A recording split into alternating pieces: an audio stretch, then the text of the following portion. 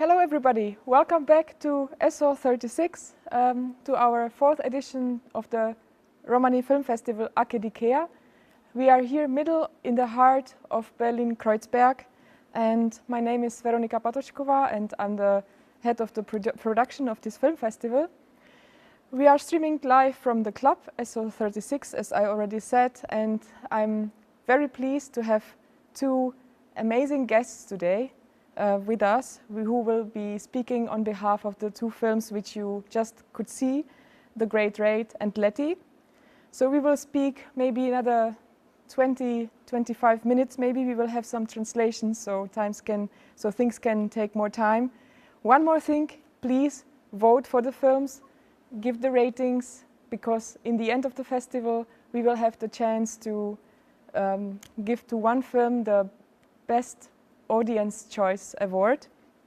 So please do that. You have the possibility after watching the films to click on the button vote for the film. It's very important. And now it's my pleasure to introduce our guests. It's Seo Cizmich, who is born in Italy into a large Romani family, into large Romani speaking family as well. He is a co-founder of the Alliance Against Anti-Gypsyism and the director of Romani Zor Documentation Center and Romano Care Memoria e Cultura. Welcome, Seo. It's very great to have you here. We also have a translation for him, so I maybe make a little break.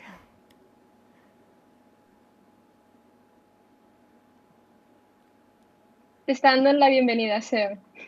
Vale, muchísimas gracias. Thank you so much. Por la posibilidad de darnos la posibilidad de participar en este festival, y quiero agradecer a todo el equipo de este festival y muchas gracias.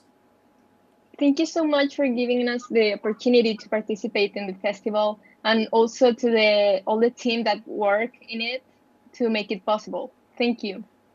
Thank you for being with us. Seo, may I ask you the first question? Where are you now? Te pregunta dónde estás ahora, Seo. En este momento estoy en casa, en el despacho, porque después de las 10 no se puede salir porque tenemos la queda de casa, algo así como se llama, el toca.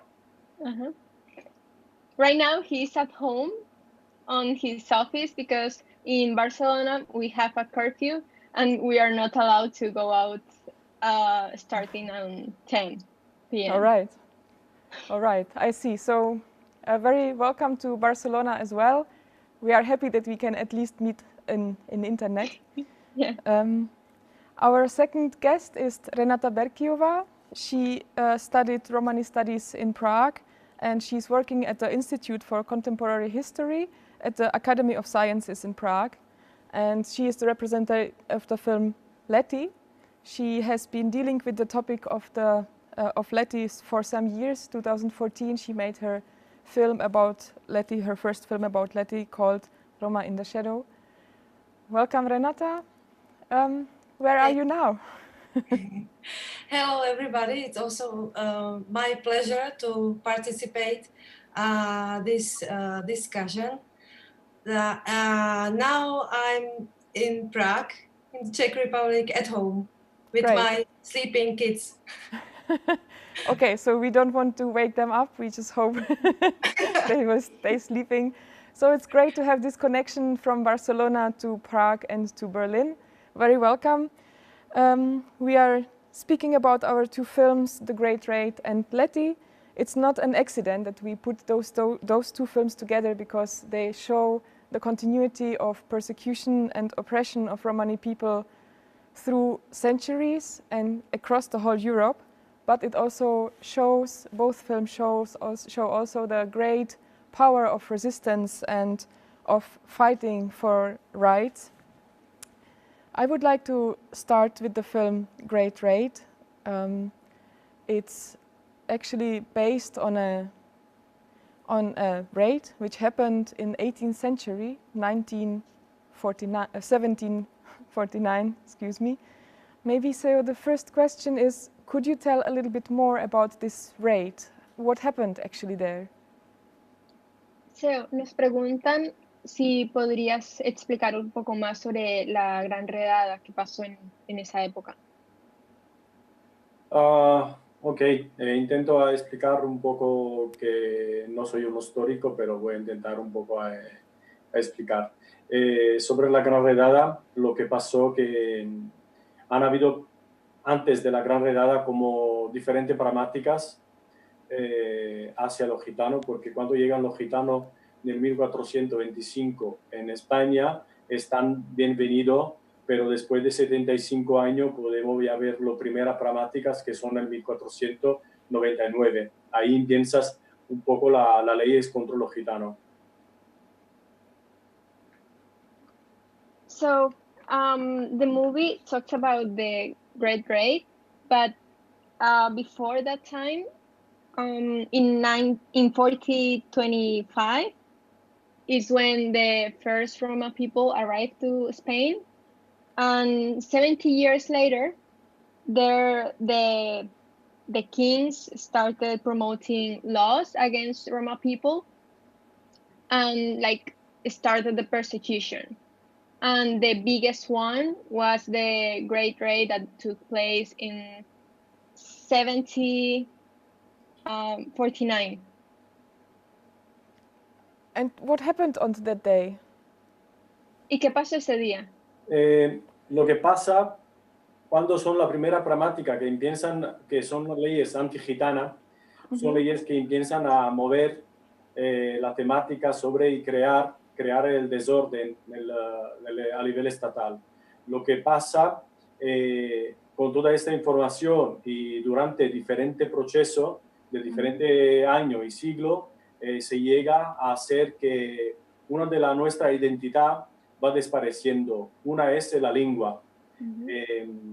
Pero llega en 1749 que podemos hablar de la Gran Redada, que es el gran proyecto. Es un proyecto, es el proyecto del antigitanismo en masa, donde llegan a coger más de 12.000 gitanos en toda España, que durante esta problemática nos hace ver cómo toda esta información, toda esta, va a llegar hasta a un proyecto tan grande, que es el Baró Stardipen, que creo que aquí los gitanos, lo que tenemos que pensar a mencionar, porque la redada es un nombre que creo que viene de hacia fuera. Lo que tenemos que hacer es sin pensar no a dar nombre a lo propio hecho, que es Baró Stardipen. So, as I said before, those laws that the kings promote were constant. So in 1749, they promoted the expulsion, taking people from their homes, taking their money, their values, and making their identity disappear also. So that's why in Spain, the Romani language is not something that they possess, we could say so.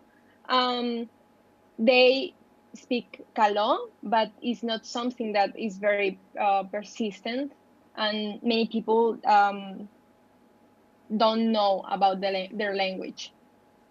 So in 1749, 1,200 people disappear, and we know this, like the name that we named the Great Raid is Baró Stardipen, but that's a name that we want to promote also because it's in Romani and it's a language that we need to obtain here. Great. So the title needs a second. So the film needs a second title in Romani language, right? Yeah. When I was reading more about your film, I found an interesting thing about the songs which are in the film, and I really appreciate how connected this artistic perspective was connected to the historical events. And what I found really interesting is there was an instrument mentioned called Martinete. Can you maybe explain what this is about and how it's connected to the songs in the film? Nos pregunta acerca del martinete y cómo las canciones están vinculadas también a los hechos que sucedieron y más o menos qué fue el martinete. Y también yo creo que podríamos hablar de que las canciones son originales.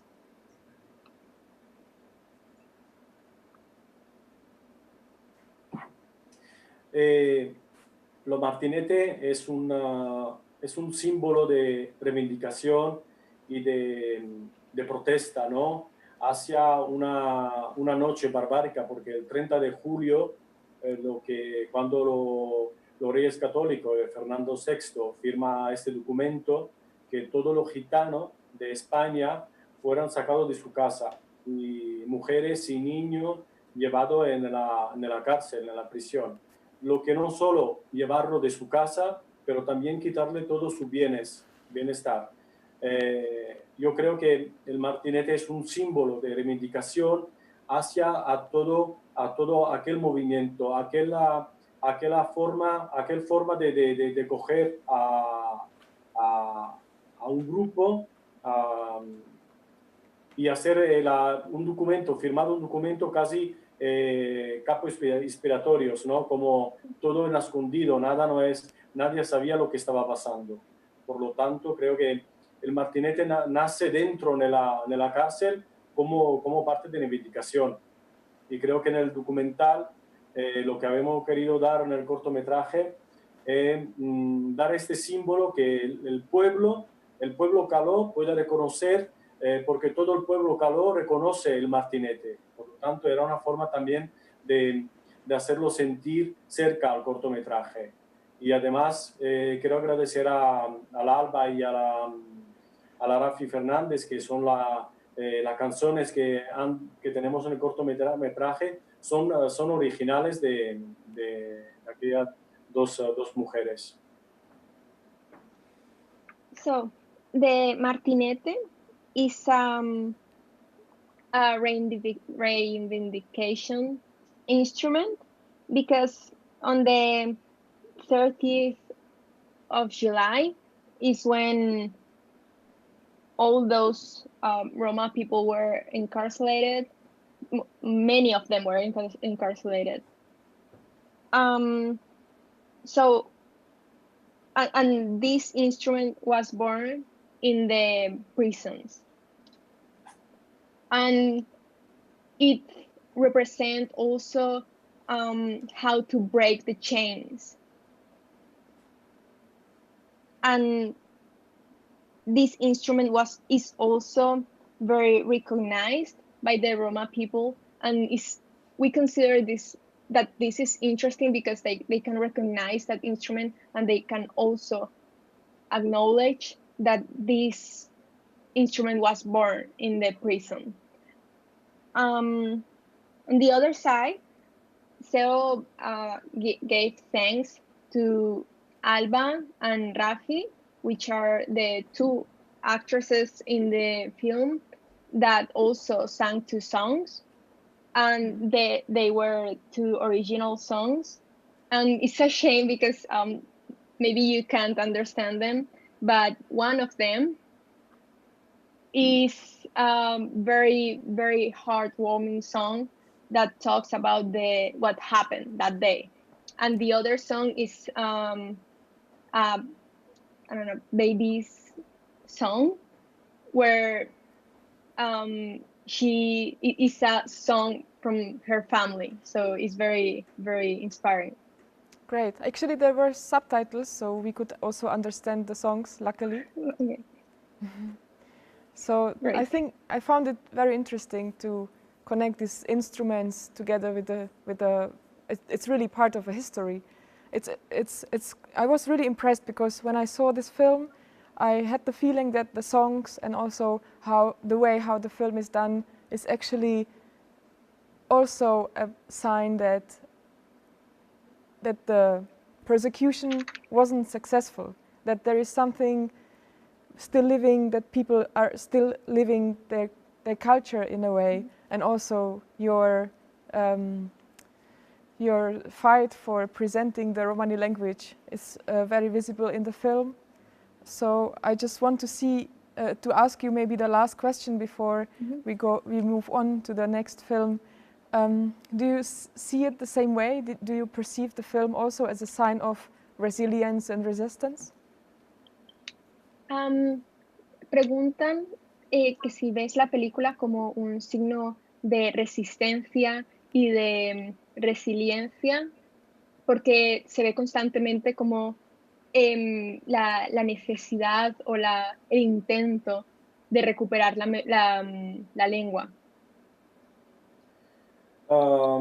Sí, porque creo que hay una parte de reivindicación, ¿no? En este cortometraje, como al final de todo, hay la primera parte que reivindica lo que han hecho durante con los gitanos, toda la problemática en el barrio Stardipén, que le han quitado todos sus bienes, y lo que pasa, el martinete, el símbolo es de los golpes de los martillos, porque pensáis que cuando los gitanos estaban en su casa, de repente se han encontrado en un cárcel vacío, frío y solo de hierro. Por lo tanto, creo que es una parte que reivindica también, ¿no? Un poco el cortometraje.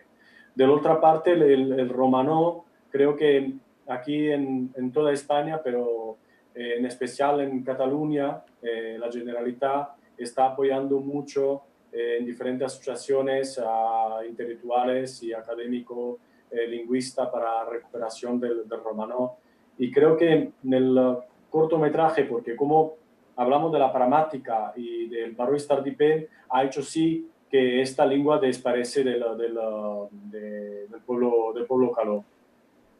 Yo creo que en el final del cortometraje hay una parte de reivindicación en romano y es un mensaje a las instituciones, a aquellas leyes del pasado, y es una forma también de crear una parte de sentimiento con la comunidad romaní de España, porque no se trata solo de hablar el romano y recuperar el romano. Es una filosofía tan académica, pero sino también del sentimiento, desde el corazón, porque creo que el romano es un poco la nuestra tierra, ¿no?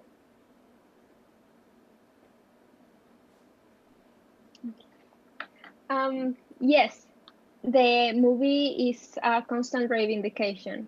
First, we try to remember and let people know what happened that tragic day.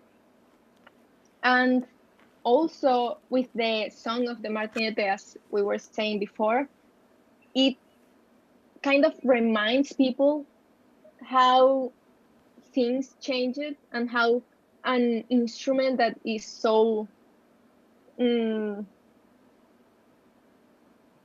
simple, we could say, can mean a lot. And the change, as you can see in the film, from a heart and the heart and the warmth of the home, and how it changed to the cold of the prisons and the suffering of the people. And on the other side, the reivindication about the language. We said before, in Spain, the Roma language is almost lost. And although the governments are constantly trying to promote the language in different type of ways, it's a difficult work. And it's like a message to people in Spain to keep their language, to know a little bit more about it and to learn it. Great. And to take that feeling of belonging to the language and belonging to the land that it could be our language, because that's what makes the Roma people like one, the language. Great. Thank you very much, Seo, and also Andrea for your translation.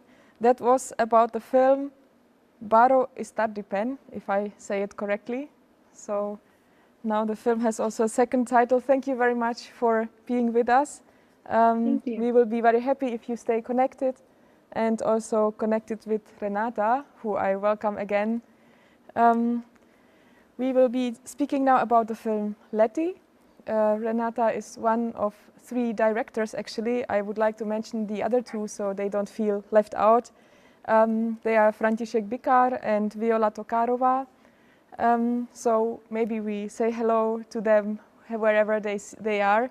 We actually already have 2 questions from the audience, which is great. Thank you very much for your questions. I will put them to Renata just in a second. First of all, I would just like to ask about the process of making the film, because I think it's an amazing piece of work with all the archive materials, with all the interviews with the survivors and the second and third generation of people who actually survived or died in the concentration camp in Lety. So my first question would be, how was the process of putting together the material and your research, and how was it maybe even to be 3 directors, which might be a help, but maybe also a little obstacle? We shot it for more than 1 year, this movie in 2019. And we have collected so many materials, including interviews with politicians and archive materials. What we don't see in the movie, because the decision of what to include or throw out took the most time. And also we spend hours and hours of putting together clips to make it understandable, because this topic is very complicated, and it took 20 years. But I must admit that working in threes has not always been easy. We actually spent a lot of time discussing, often very sharp discussions, which led to redesign of the script. So it was certainly beneficial. In most of cases, we knew where to go and look for some interesting materials, but it also happened that we found unique documentary or photographs that no one knew before. And this was also very surprising for me, that how it's possible that no one has examined it. Yeah. Great, yeah, it's a unique piece of work. Maybe you told me before a little detail which surprised you during the research, and it's actually related to the first question from our audience. So the first question is, I'm gonna read it: who were the owners of the farm and who make the profit from the government buyout of the farm? The owner is a private company. So this company, AGPI, is the main. It's for them is the most beneficial, and also for me it's also very surprising the information about what did the mayor of Lety in 90s. And it was that he sold the land to this company AGPI, and it was during the time when political authorities discussed very seriously removing the pig farm from Lety. And this contract was made unnoticeably, and also for other activists was this new information. But today nobody cares about the time in 90s. Yeah, but it's all part of the history. luckily now it's a past history since actually this year. We have an additional question. Who are the shareholders of the company? Do you know that? Who are the people? We don't know. No, we don't know. We don't know because this is a private thing according their company, the company rules. Yeah. Okay. So sorry, we can't give a answer to this question, but thank you very much for putting it. The other question is, what is being done to teach the general public and young people in the Czech Republic about what really happened? Actually, these are 3 questions. Do you think the general Czech public will ever stop having this first reaction to deny what happened? And how can we get them to stop taking it as a personal attack and to admit the wrongdoing what they did?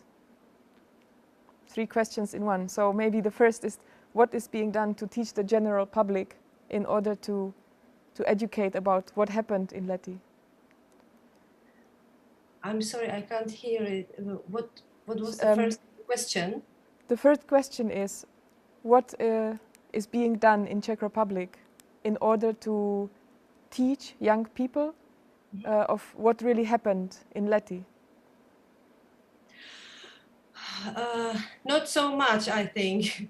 The Museum of Romani Culture works on this kind of lectures or this kind of education, but it's not in the books, and it depends on each teacher if they decide to include this kind of history. So the more important it is what you did with your film, I think. So because the subject is not even in the school books properly, it's very important that you did your film. Can you maybe tell us a little bit how was the reaction of the general public in Czech Republic to your film? The feedback was quite great. Okay. We screened the movie in Prague, but also in other Czech cities where there was interest, because we are very open to give the movie. But I must say that the interest from the wider audience was much less. There was no interest, for example, from large film festivals. But I have to admit that we were all making a film of this format for the first time. We are not professionals, and we have this kind of experience. Is our first experience, so it would probably be more fortunate if, for example, Czech television showed interest in this screening. But Lety is definitely the topic in the Czech Republic that needs to be opened in Czech society. And I hope it will be easier to speak about it if after opening the memorial on this land site. Yeah, you mentioned the memorial. This would be actually my last question, maybe, because the time is running really quickly. How is the situation now in Lety? So we could see in the film that the pigs are gone. They are not there anymore. But what is happening now? First of all, I need to stress that the fact that the film doesn't end with the buyout of pig farm was our intention, because it's not happy end, because the survivors and their families are still they still have to fight for the recognition of their racial persecution. And actually situation, the Museum of Romani Culture has announced a landscape architectural competition for the construction of memorial. It was international competition, and they were sent about 40 proposals. All of them are available for online viewing on the museum website, so you can see what proposals were. And also the winner proposal included. So at this time, demolition work should take place, and at the same time, the museum is hard working on a memorial exhibition. And the memorial should be open to the public in 2023. Okay. And also,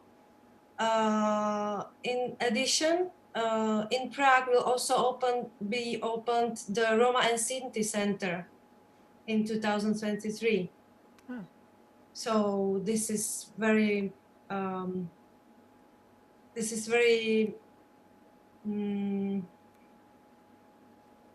it seems to be an important event, because maybe just for our audience, the Romani Museum is located in Brno, which is the second biggest city in Czech Republic, and in Prague there is completely missing some institution which would represent the history and maybe current situation or the cultures of Sinti and Roma people in Czech Republic. Yeah, exactly. So let's hope that things will develop in a positive way. I'm pretty sure that your film will be a great contribution to all the discussions of Lety, and I wish you and the film that it will find a lot of people to watch it. I have to say goodbye, unfortunately, to both of you, or the three of you actually. Thank you again, Seo, very much, and Andrea, for being with us. Thank you for presenting your beautiful films. And yeah, let's see you maybe soon when we say again AGPI. Thank you. Thank you for the invitation. Thank you.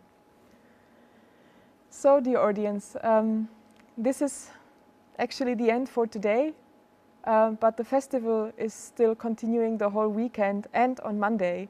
So please stay with us, watch another films. There will be a great panel discussion on Sunday, for example, and a lot of more little discussions after every film.